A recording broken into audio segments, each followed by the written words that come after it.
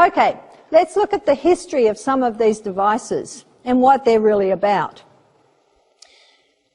You want to check out the work of some of these people.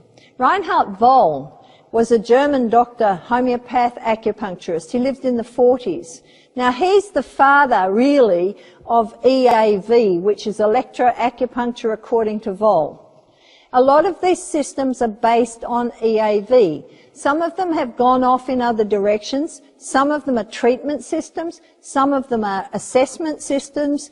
Some of them are completely something else, where they put straps on your wrists and bands around your forehead and stuff. Things that don't actually use what Voll was prescribing in the beginning, or his research. But Voll's work basically found that if you put a weak electrical signal through the body, so you use a probe, you use a probe in one hand and the person holds usually a brass rod in the other, and you're testing the acupuncture points. And he found that the skin resistance at the acupuncture points was different to the surrounding skin resistance. So the surrounding skin resistance in electrical terms is about 1 million ohms. Ohms is an electrical term, in case you don't know that. The skin resistance at the acupuncture point is about 100,000 ohms. That's in a normal, healthy, functioning person. Voll found that if you tested the skin resistance, say for example you tested this point here relates to large intestine. If you test that point, and if the person had long-term constipation, for example, that point, the skin resistance would raise and you would get a lower reading.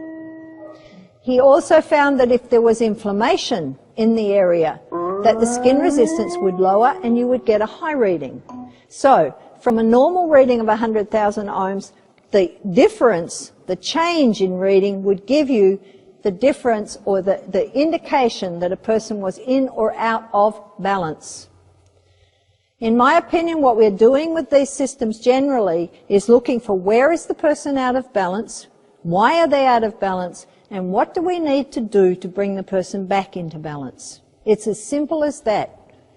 You've got to be really careful not to get into diagnosis, because when you're looking at energy medicine, you're looking at the energy field, not only the physical manifestation of disease.